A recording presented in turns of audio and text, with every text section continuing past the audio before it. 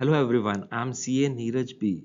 Welcome to my YouTube channel Accounting Buddy NB. In today's lesson, we will build a strong foundation by understanding the key basic accounting terms that form the language of business. Starting with the concept of business transactions and their characteristics, we move into practical distinction. The first term which we are going to learn is business transaction. Business transaction term we have briefly discussed in our chapter number 1. Let us now understand the characteristics of a business transaction. There must be two or more parties.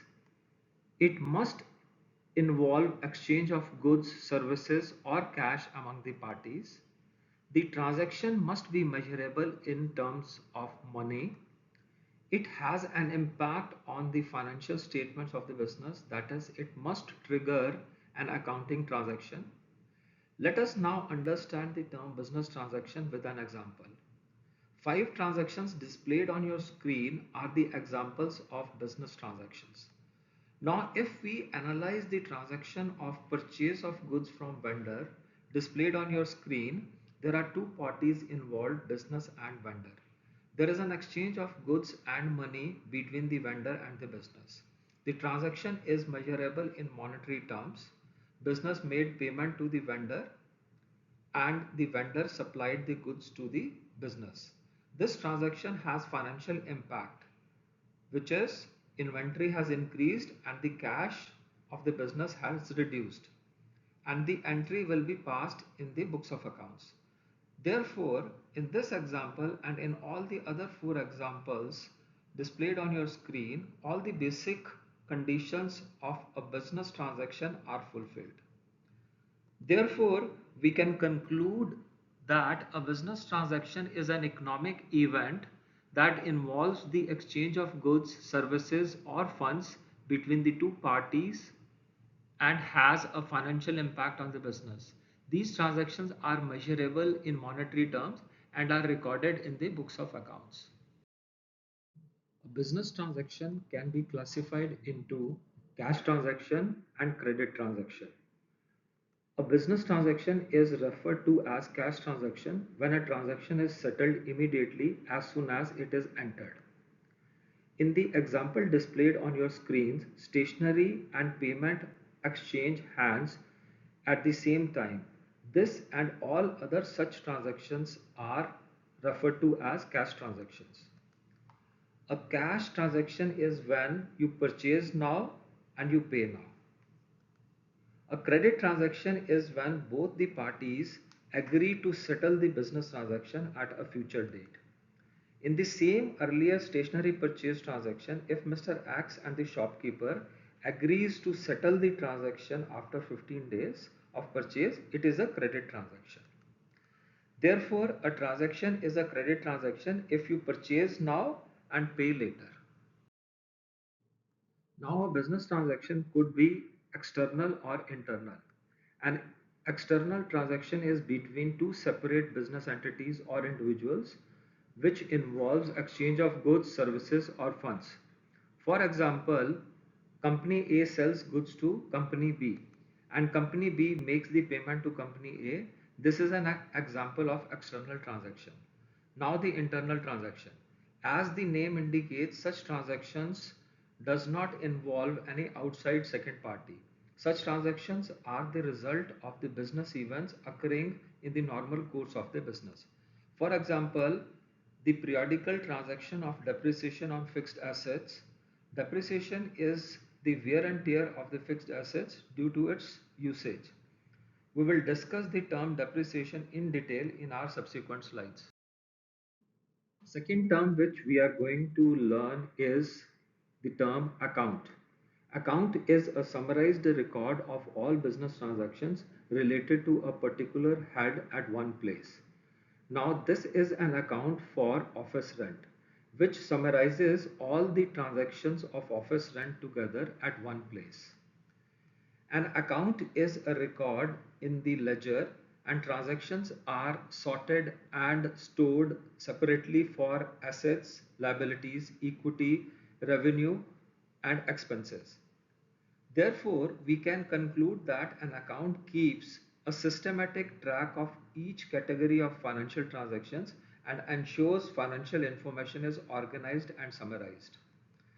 Now the accounts can be categorized into five types: asset accounts, liability accounts, equity accounts, revenue accounts, and expense accounts. Asset accounts includes cash and inventory. Liability accounts includes accounts payable, loans. Equity accounts include capital and retained earnings. Revenue account includes sales revenue and the service revenue. The expense accounts include rent, salary, electricity, and other business expenses. The next term which we are going to discuss now is the term capital. It is a part of the money required to start a business which is invested by the owners or partners or other legal entities. I hope you remember type of businesses we discussed in chapter 1, Introduction to Accounting. In case of sole trader business, money is invested by the single owner known as proprietor. In partnership business, money is invested by all the partners. And in case of a company, money is invested by several shareholders. Capital invested can either be in the form of money or in kind, having a monetary value. As business is considered a separate legal entity, the amount of capital invested is considered as the money owed by the business to the individuals or other legal entities who have contributed money in the business. Several people who contributes towards the capital of the company are called shareholders. Remember, capital is also known as owner's equity or net worth. And always remember the accounting equation: capital is equal to assets minus liabilities. Let us understand this with an example. To start a food home delivery business, Mr. X and Mr. Y need total funds of say $25,000. Mr. X invested $20,000 in cash while Mr. Y gave 4 motorbikes worth $5,000 for the use of the business. In this example, we can say that the capital contributed by Mr. X is $20,000 and the capital contributed by Mr. Y is $5,000. Capital is shown under the head equity in the balance sheet. The term number 4 which we are going to discuss now is the term drawings. The term drawings refers to the amount of money or the value of goods taken by the owners of the business for their personal use. Drawings in cash or kind reduces the capital of the owners. For example, Mr. X has invested an amount of $20,000 in his business and he took $1,000 as cash from the business for his personal use. This withdrawal amount of $1,000 will get reduced from his capital in the business and the balance amount of capital will appear in the balance sheet. Drawing transactions are generally happens in proprietary and partnership form of business entities. Therefore, proprietor or partner's capital account is shown net of drawings in the balance sheet. The term number 5 which we are going to learn now is the term asset. Assets are the property owned and controlled by the business. Therefore, a property which by its basic nature is a asset, but if it is taken on rent by the business, it cannot be considered as the asset of the business. An asset will always have a monetary value. That is how it is recorded in the books of accounts of the business. As the owner of the assets, business has the legal right to use the assets during its useful life.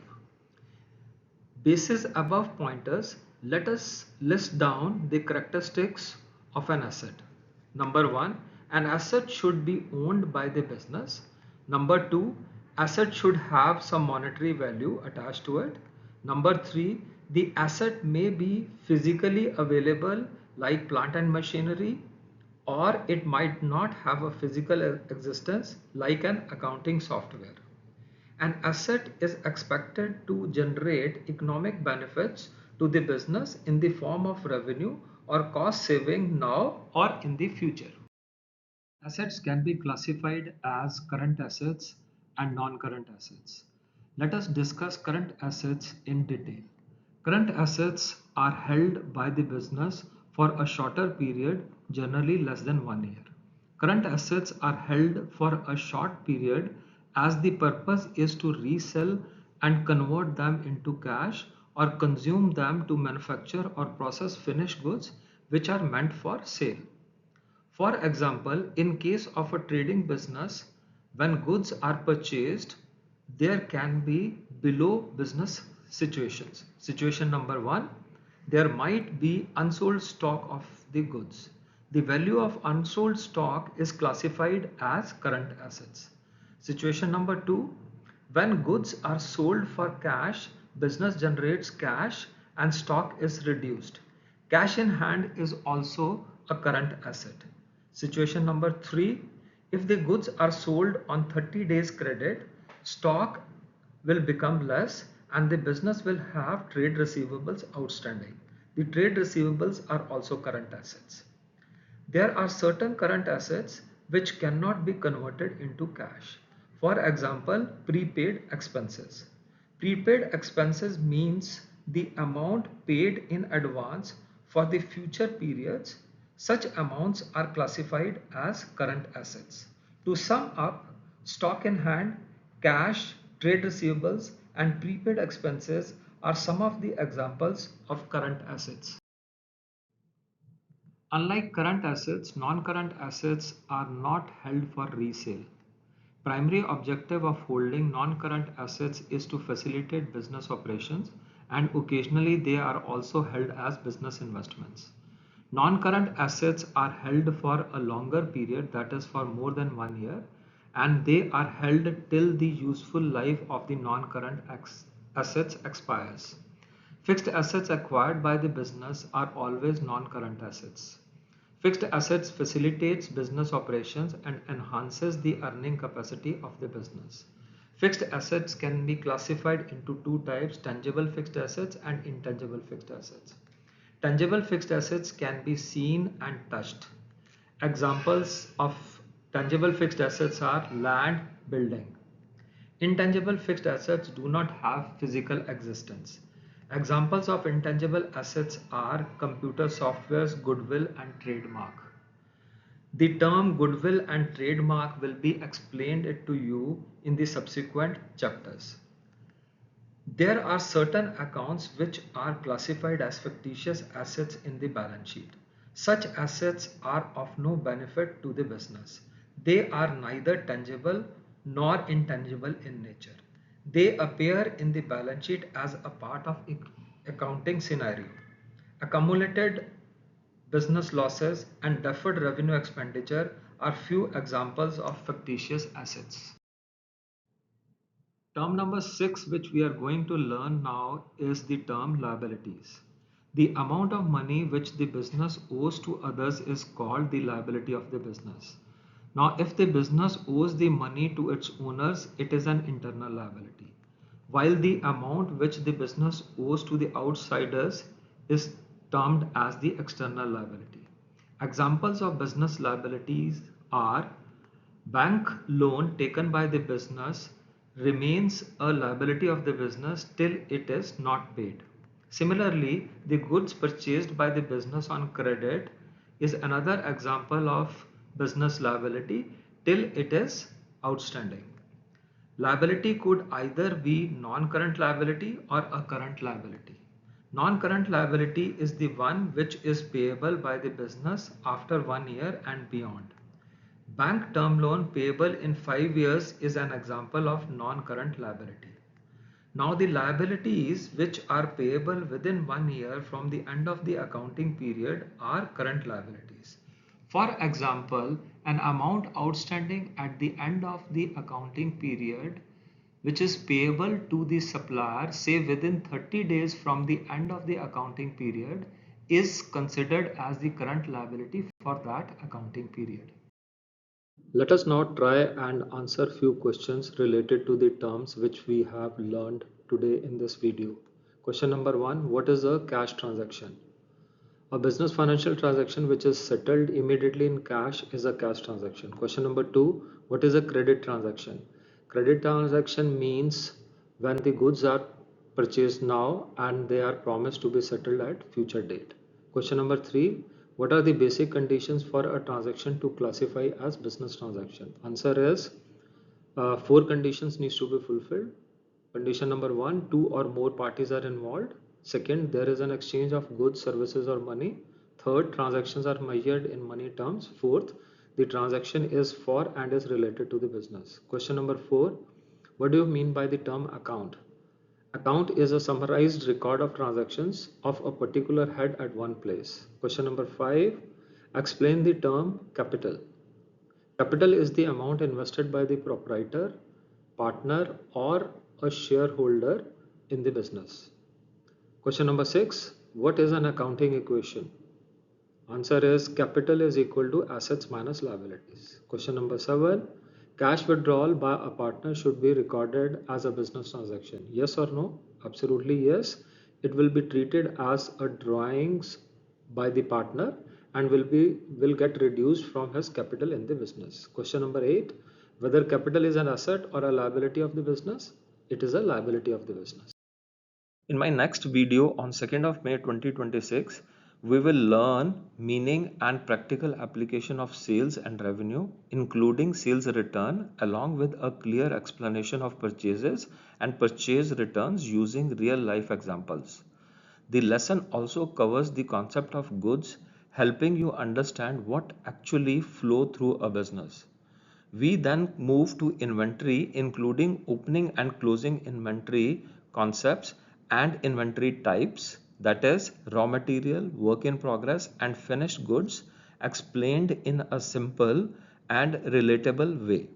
Further, we break down receipts into capital and revenue, and expenditure also into capital and revenue, along with the classification of business costs into fixed, variable, and semi-variable expenses.